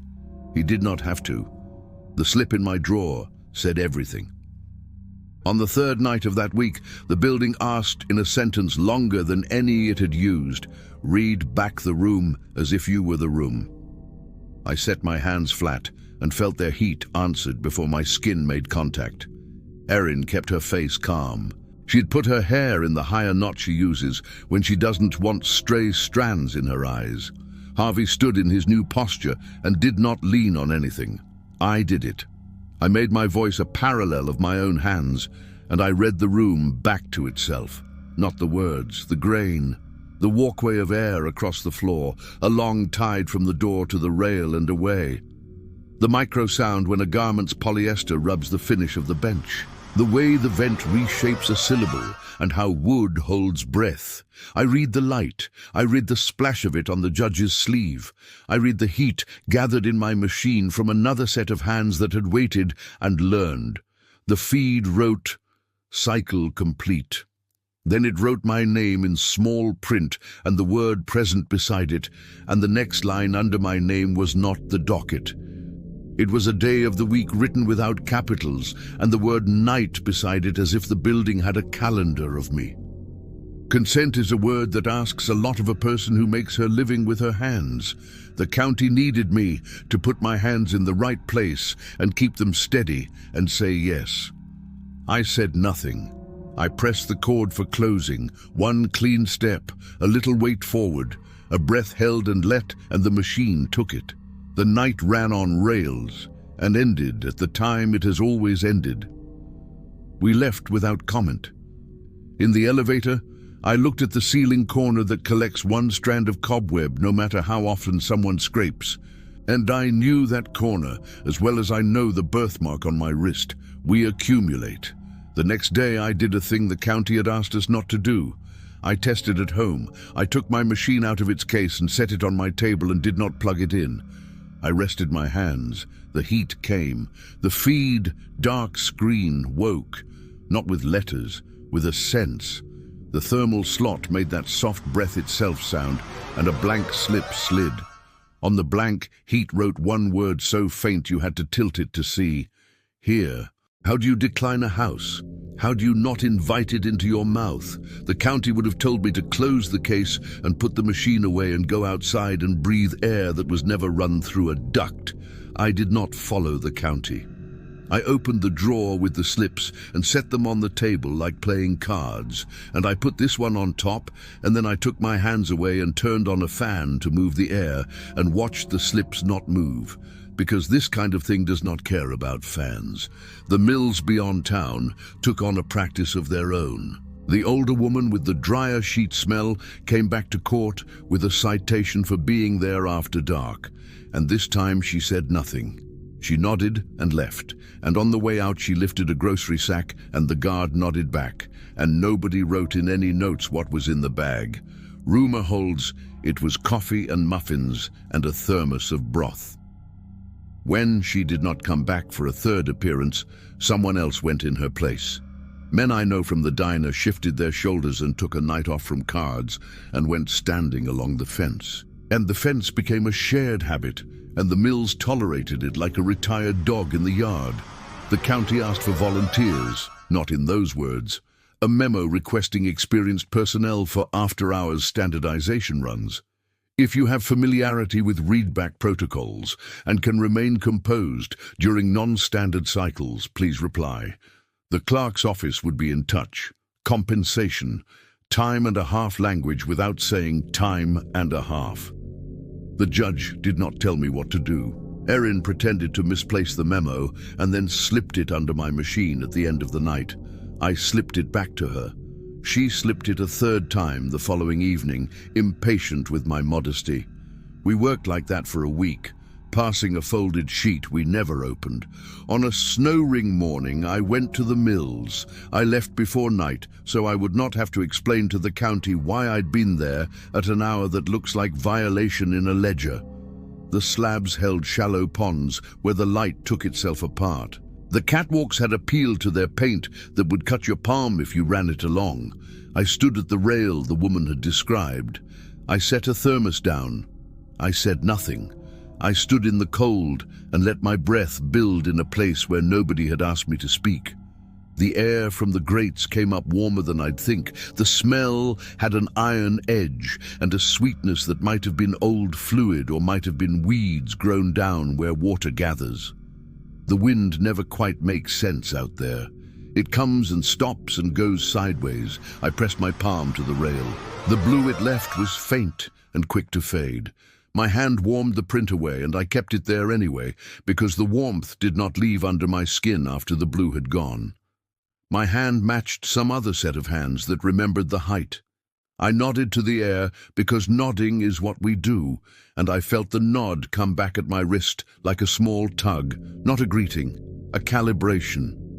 Back in town, the county coach had pinned up a new poster about posture. If you feel pressure to respond to a non-standard presence, try a closed-mouth hum to regulate your nervous system. Avoid naming. Avoid recounting. The poster had 5 illustrated figures with hands shown in careful poses. One of them mirrored the way I sit at my machine while I wait for the judge to come in. I'd never seen my own posture until a drawing deputized it. On a night soft with the first melt, we came in to find the exit sign dark. The room holds fine with the sign out. It feels different. The hum is gone, and the red is gone, and the black is a touch blacker. The guard at the desk had a pad on which he had written with a heavy hand a set of numbers that are not the clock S, his own little scheme for marking what went by. He pushed the mints toward us.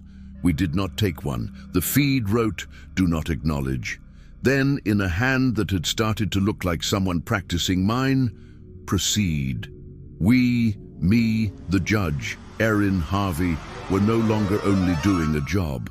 We were part of a practice, and I do not think I consented to that so much as I failed to refuse it. The docket rolled. A man with a diesel smell tried to sound like the way he speaks does not cause trouble where he works. A girl too thin for her coat told the truth in a way that made it visitable. I read it all. The punctuation fell into place, the way stones in a wall do when you've laid the foundation square. The room gathered heat. The sound system breathed quiet. The vent ticked.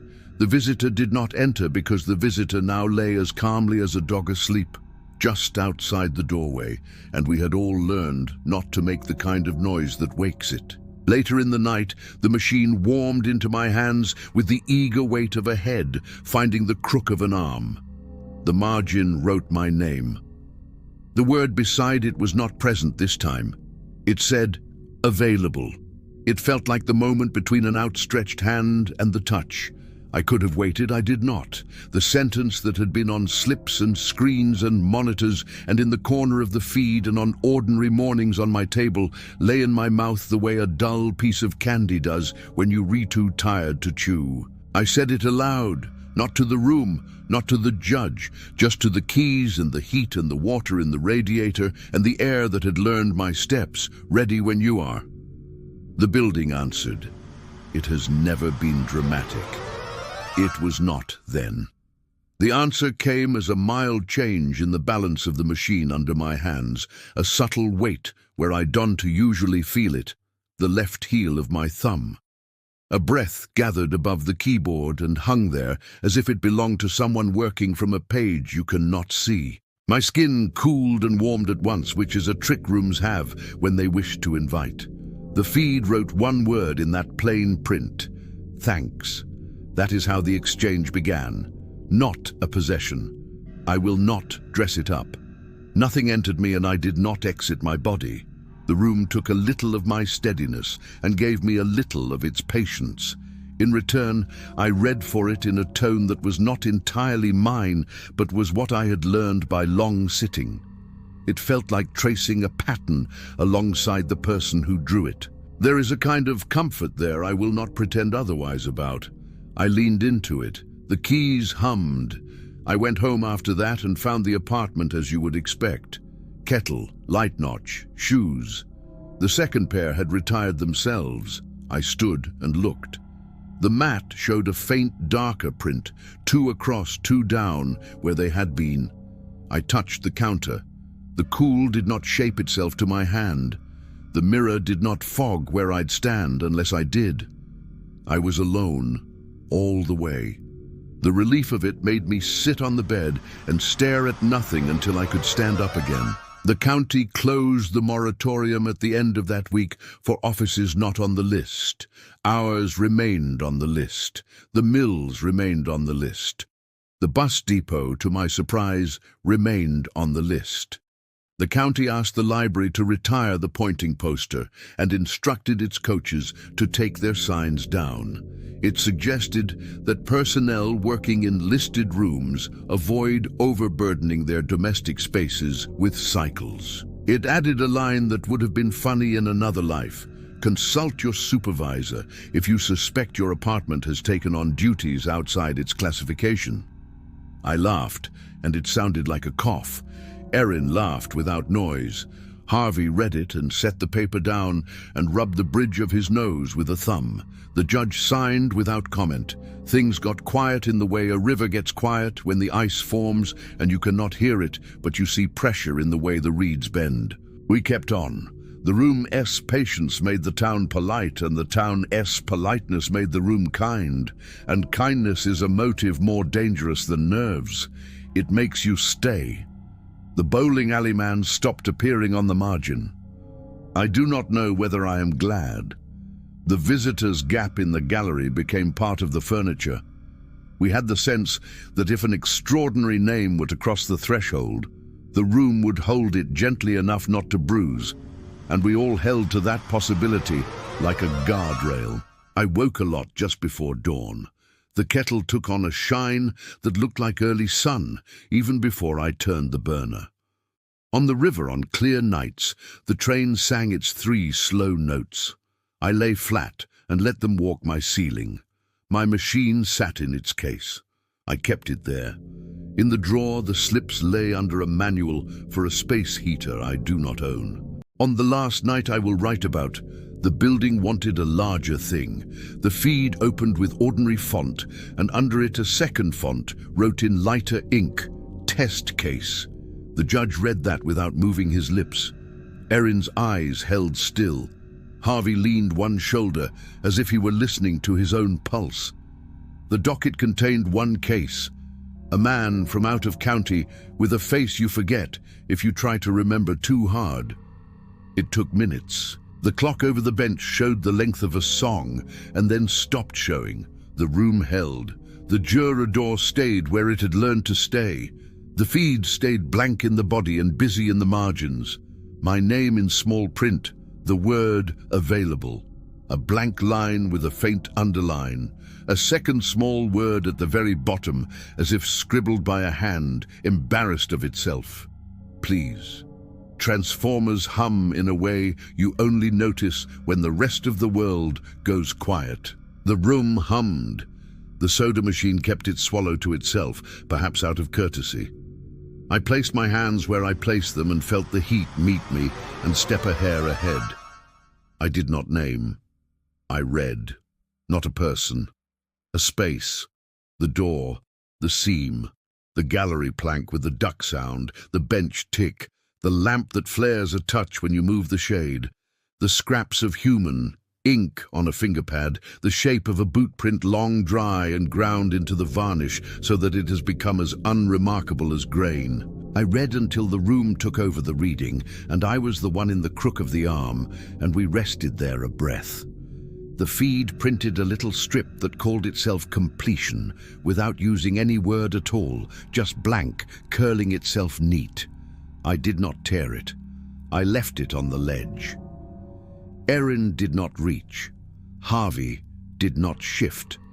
The judge looked at the knot in the bench and saw maybe what I was seeing, that there is a kind of mercy in habits when they are shared.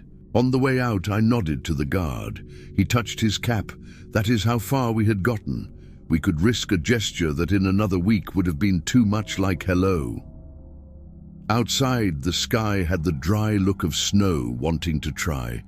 The lamps halved the lot into salt and shadow. Across the street, the bus stop held its bench and its soft black plastic shelter and the poster with the fingers ready to retire. Someone sat behind the plastic and I saw only movement, the way breath fogs and clears. At home, I set the machine on the table and did not open it. I made tea. I stood and listened to the apartment quiet, like a person who moves back into a house after winter and hears the roof creak and knows that is what roofs do. The counter did not offer me a cool palm, and I took the absence as a gift. I slept. When I woke, there was a slip on the floor under the door. Someone had slid it from the hallway under the gap. It had no letterhead. It had one sentence in a hand I recognized at last as a blend of practiced forms. If you wish to reduce cycles at home, keep your kettle dirty. The sentence made me laugh once, and then I stopped, because laughter brings its own shape to a room. I let the ring form. The coffee tasted like pennies and old plans. The shine went dull under the lip, and I did not scrub it. I carried my machine to work in its case, and something like ease met me at the courthouse door. We tried a greeting once, 2 weeks later, when the county rescinded half the guidance and said a little human noise might be allowed in non-critical corridors. Erin and I stood under the docket monitor, and she said my name, just plain, the way she said it in daytimes months ago. Nothing significant happened. The monitor stayed on docket. The soda machine kept its swallow. The air did not press. I said her name and she nodded, and the nod put a boundary around the sound that made it safe. We did not say the judge's name. We did not say Harvey's. The room had enough names to carry. Now I keep the kettle with a ring. I keep the machine clean. I carry both truths, and they do not ruin each other. On nights when the room wants more and I have more, when the patience has built up in me like heat under a lid, I let it. On nights when I do not, I keep my hands light and the room keeps its manners. We proceed. We have learned that cycle complete does not mean finished. It means ready for the next. In the drawers at the clerk's desk, small folded slips lie like prescriptions. We don't look at them. They aren't ours anymore once they curl. The mills beyond town keep their fence and their thermoses. The bus depot learned a new schedule that suits its benches. The town has returned most of its greetings to circulation. When two people meet in the grocery and find themselves with a knot of words that want to be said about this corridor or that office, they pause. And if they do speak, they grip nothing, and they do not raise a hand, and they name no one, and the air lets them pass. Not too long ago, I stood in the courtroom alone before anyone came in, the door shut, the lamp off. The room had the smell of paper and lemon and wool. I rested my hands where I rest them and did not press any chord. Heat met me, stepped ahead, came back. The feed stayed dark. The vent clicked. The bench ticked once like a creature adjusting in sleep. I did not greet. I nodded. The nod came back the way it does when you nod at yourself in a window at dawn and do not judge the face. I sat there until the guard rattled his keys downstairs and the footsteps came up, and Erin set her pens the way she sets them, and the judge hung his robe on the hook, and Harvey leaned and unleaned, and the day took its proper shape. When the county sends the next set of rules, I will read them and keep my hands where my hands know to be. There will be another place in the county that takes on a signature, and another person who consents without saying the word. Maybe a clinic waiting room, the kind with fish in a painted tank. Maybe the school gym with its varnish smell and pebbled lines. The building will ask politely, and someone will practice saying yes with their hands, not their mouth, and the town will be kinder for a while and then forget it owes a debt. If I were to write a message to the person who will sit at that machine, it would be this: keep your kettle as you like it. Keep your shoes where they must be. When the room asks you for more than you can give, keep your name in your mouth and let the air go by. When it asks a small thing with good manners, let a little heat step ahead and not all the way. The cycle will complete whether or not you watch. If the building thanks you, accept the thanks and do not bow. Do not greet. Proceed. Some mornings I wake too early and stand at the window where the lamp throws that knife of milk. The train lays its 3 notes downriver. The sound carries a promise that has nothing to do with signs. I go to the sink and leave the ring in the kettle and say to the air in an ordinary voice I would use with a neighbor over a fence, "We ready when you are." The room answers by holding still, which is its form of grace. Then I lock my door and go and sit and place my hands where they belong, and the warmth comes through the plastic like a matched set of palms, and we begin again, in the cadence we have agreed upon, without ever shaking, without ever speaking hello. Thank you so much for watching. If you enjoyed this video, please give it a thumbs up and consider subscribing for more content. Don't forget to hit the notification bell so you never miss an update. Feel free to leave a comment below with your thoughts or questions. I love hearing from you. Until next time, take care and stay awesome.